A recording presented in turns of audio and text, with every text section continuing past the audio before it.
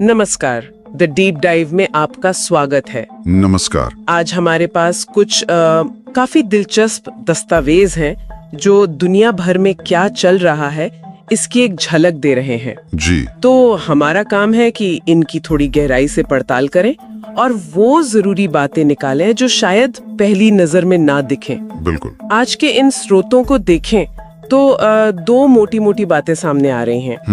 पहली तो ये कि भाई दुनिया भर की खबरों में एक अजीब सा घालमेल सा दिख रहा है। अच्छा, कैसे? जैसे एक तरफ तो यूटा में वो गोलीबारी वाली दुखद घटना की खबर थी। हाँ, सुनी थी। और वहीं दूसरी तरफ दुनिया में कहीं और संतों को उपाधियां देने के समारोह चल रहे थे, वो भी चर्चा में थे। हाँ, ये तो काफी अलग चीजें हैं। बिल्कुल। और दूसरी बड़ी बात जो दिख रही है वो है भारत और अमेरिका के बीच व्यापार को लेकर जो तनाव बढ़ रहा है, खासकर टैरिफ यानी शुल्कों को लेकर। जी, ये तो काफी समय से चल रहा है मुद्दा। हाँ, और इसमें दिलचस्प ये है कि भारत इन अमेरिकी शुल्कों का विरोध कर रहा है और कमाल की बात ये कि कई विशेषज्ञ स्रोत बताते हैं कि वो भारत के इस रुख का समर्थन कर रहे हैं। अच्छा। और उसका आधार बता रहे हैं संप्रभुता। ये शब्द अहम है, संप्रभुता। तो चलिए फिर देर किस बात की, इन अलग अलग खबरों और मुद्दों की तह तक चलते हैं। जरूर। देखते हैं कि ये स्रोत हमें दुनिया की कैसे तस्वीर दिखाते हैं और इनके पीछे की कहानी असल में है क्या। चलिए। ठीक है, तो शुरुआत करते हैं उन खबरों से जो अंतर्राष्ट्रीय समाचारों में छाई हुई थी, जैसा हमारे पहले स्रोत में जिक्र है। एक तरफ यूटा से वो एक रूढ़िवादी कार्यकर्ता से जुड़ी गोलीबारी की खबर थी। हाँ। अब जाहिर है इस तरह की घटना ध्यान तो खींचती है, चिंता भी पैदा करती है। बेशक। और फिर बिल्कुल दूसरी तरफ एकदम अलग ही माहौल की खबर। जी। दुनिया के कुछ हिस्सों में संतों को उपाधियां दी जा रही थी और ये समारोह भी अंतर्राष्ट्रीय स्तर पर रिपोर्ट हो रहे थे। हाँ। एक तरफ हिंसा, दूसरी तरफ धार्मिक अनुष्ठान। अजीब है ना? हाँ, ये अपने आप में गौर करने वाली बात है। देखिए, ये दिखाता है कि दुनिया भर में एक ही वक्त पर कितनी अलग अलग बिल्कुल भिन्न प्रकृति की चीजें हो रही होती हैं। सही बात है। और कैसे वो वैश्विक समाचारों का हिस्सा बन जाती हैं। स्रोत हमें बस यही बता रहे हैं कि ये दोनों ही तरह की खबरें, एक वो दुखद हिंसा की घटना और दूसरी ये महत्वपूर्ण धार्मिक प्रक्रिया, ये दोनों अंतर्राष्ट्रीय समाचारों के मिश्रण में ट्रेंड कर रही थी। अच्छा। तो ये वैश्विक न्यूज साइकिल की जो विविधता है ना, उसका एक अच्छा उदाहरण है। हाँ, ऐसा लगता है कि वैश्विक ध्यान बहुत बटा हुआ है।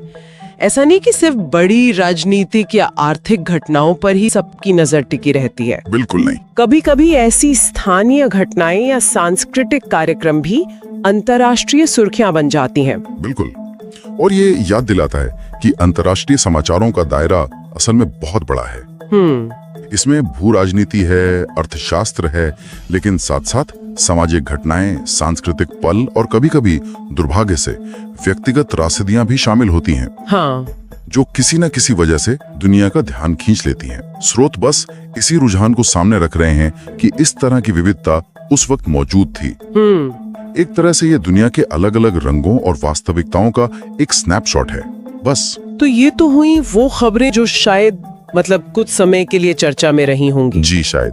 लेकिन हमारे स्रोतों का एक बड़ा हिस्सा एक ऐसे मुद्दे पर ज्यादा केंद्रित था जिसके मायने शायद ज्यादा गहरे और स्थायी हो सकते हैं। अच्छा। वो है भारत और अमेरिका के बीच का शुल्क विवाद। जैसा आपने कहा, ये कोई नई बात नहीं है, ये तनाव कुछ समय से चल रहा है। हाँ, बिल्कुल। मामला ये है कि अमेरिका ने कुछ चीजों पर भारी शुल्क लगाए हैं और भारत इसका विरोध कर रहा है।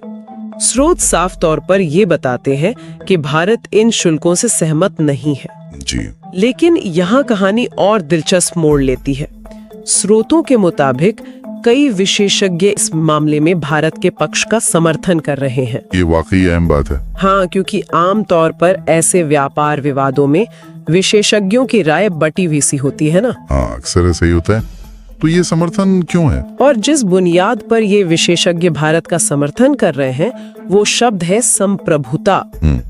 फिर वही बात। तो ये सिर्फ व्यापार के नफे नुकसान का गणित नहीं है, बल्कि ये मामला कहीं ज्यादा बड़ा लग रहा है, जैसे राष्ट्रीय अधिकार और स्वतंत्रता के सिद्धांत से जुड़ा हुआ। हाँ, और यहीं पर हमें थोड़ा रुककर सोचने की जरूरत है कि संप्रभुता इस संदर्भ में इतनी अहम क्यों हो जाती है। हाँ, बताइए। देखिए, जब एक देश, मान लीजिए अमेरिका, दूसरे देश जैसे भारत पर कुछ आर्थिक प्रतिबंध लगाता है या भारी शुल्क लगाता है और भारत उसका विरोध करता है, तो वो विरोध महज एक आर्थिक प्रतिक्रिया नहीं रह जाता। अच्छा। इसे अक्सर अपनी आर्थिक नीतियां तय करने की आजादी और अपने राष्ट्रीय हितों की रक्षा के अधिकार की पुष्टि के तौर पर देखा जाता है। मतलब ये कहने की कोशिश है कि भाई हम तय करेंगे कि हमारी अर्थव्यवस्था कैसे चलेगी, कोई बाहर वाला तय नहीं करेगा। बिल्कुल बिल्कुल। संप्रभुता का जो मूल विचार है वो यही है, किसी देश की अपने आंतरिक और बाहरी मामलों को बिना किसी बाहरी हस्तक्षेप के नियंत्रित करने की क्षमता। और व्यापार नीतियां इसका एक बहुत महत्वपूर्ण हिस्सा है। हाँ, वो तो है। तो जब स्रोत ये बताते हैं कि विशेषज्ञ भारत के रुख का समर्थन संप्रभुता के हैं, तो उनका इशारा इसी तरफ है। अच्छा। वो शायद ये तर्क दे रहे हैं कि हर देश को ये अधिकार है कि वो अपनी व्यापारिक रणनीतियां खुद तय करें, भले ही वो किसी दूसरे शक्तिशाली देश की नीतियों की प्रतिक्रिया में ही क्यों ना हो। ये तो काफी गहरा मुद्दा लगता है। तो ये सिर्फ भारत और अमेरिका के बीच की बात नहीं रह जाती फिर? नहीं, ये उससे कहीं आगे की बात है। ये अंतर्राष्ट्रीय व्यापार प्रणाली के जो मूल सिद्धांत है ना, उनसे जुड़ा सवाल बन जाता है। हाँ। ये दिखाता है कि व्यापार नीतियां सिर्फ आयात निर्यात के आंकड़े नहीं होती। अच्छा।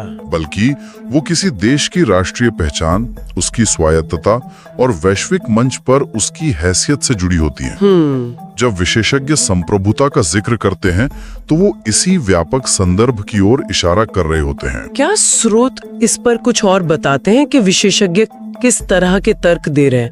मतलब क्या वो इसे सिर्फ भारत के लिए जरूरी मान रहे हैं या इसे एक सामान्य सिद्धांत के तौर पर उठा रहे हैं? स्रोत देखिए, सीधे तौर पर विशेषज्ञों के विस्तृत तर्कों का हवाला तो नहीं देते हैं, लेकिन सिर्फ संप्रभुता पर जोर देना ही अपने आप में बहुत कुछ कह देता है। हाँ, ये बात तो है। इसका मतलब है कि वो भारत के इस अधिकार को मान्यता दे रहे हैं कि वो बाहरी दबावों का जवाब दे और अपनी आर्थिक दिशा खुद तय करें। ये अंतर्राष्ट्रीय संबंधों का एक स्थापित सिद्धांत है और व्यापार विवाद अक्सर इस सिद्धांत की कसौटी बन जाते हैं। सही। ये दिखाता है कि देश अपनी आर्थिक आजादी को कितनी गंभीरता से लेते हैं। इससे एक बहुत अहम सवाल भी खड़ा होता है असल में। क्या? कि आज की इस इतनी जुड़ी हुई दुनिया में, जहां देशों की अर्थव्यवस्थाएं एक दूसरे पर इतनी निर्भर हैं, वहां राष्ट्रीय स्वायत्ता और अंतर्राष्ट्रीय व्यापार के बीच संतुलन कैसे साधा जाए? हाँ, ये तो बड़ा सवाल है। देश कैसे अपनी आर्थिक नीतियों को स्वतंत्र रूप से चलाने के अधिकार पर जोर देते हैं,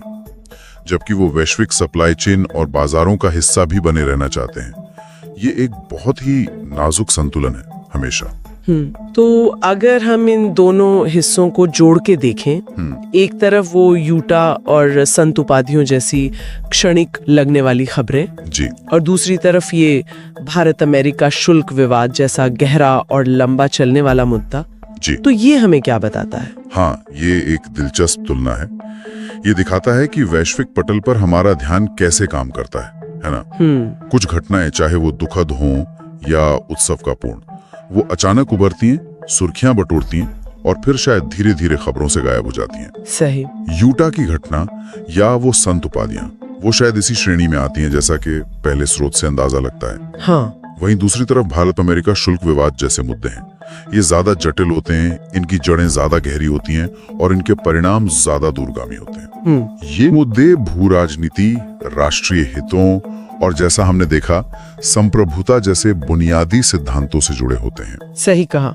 इसलिए ये लंबे समय तक प्रासंगिक बने रहते हैं और वैश्विक एजेंडे पर बार बार उभरते रहते हैं। दूसरा स्रोत इसी तरह के एक संरचनात्मक मुद्दे की परतें खोल रहा है। इसका मतलब ये हुआ कि दुनिया को समझने के लिए हमें दोनों तरह की चीजों पर नजर रखनी होगी, मतलब तात्कालिक घटनाओं पर भी और उन गहरे मुद्दों पर भी जो शायद पर्दे के पीछे पकड़े होते हैं। हाँ बिल्कुल, और ये सूचित रहने की चुनौती को भी उजागर करता है। दुनिया में एक साथ इतना कुछ घट रहा होता है कि हर चीज पर बराबर ध्यान देना बहुत मुश्किल है। सही बात है। लेकिन ये समझना जरूरी है कि कुछ मुद्दे जैसे व्यापार और संप्रभुता से जुड़े विवाद अक्सर ज्यादा मायने रखते हैं, क्योंकि वो देशों के बीच के रिश्तों और वैश्विक व्यवस्था की दिशा तय कर सकते हैं। जी। इन्हें समझने के लिए सिर्फ हेडलाइंस पढ़ना काफी नहीं होता, बल्कि उनके पीछे के संदर्भ, तर्क और सिद्धांतों को समझना पड़ता है। जैसे इस मामले में ये संप्रभुता का पहलू। और ये जो संप्रभुता वाली बात है, क्या ये सिर्फ भारत अमेरिका के मामले में ही दिख रही है या ये एक आम चलन सा बन गया है आजकल? देखिए, स्रोत तो विशेष रूप से भारत अमेरिका विवाद के संदर्भ में इसका जिक्र करते हैं, लेकिन हाँ, आप सही कह रही हैं, ये एक व्यापक चलन जरूर है। अच्छा।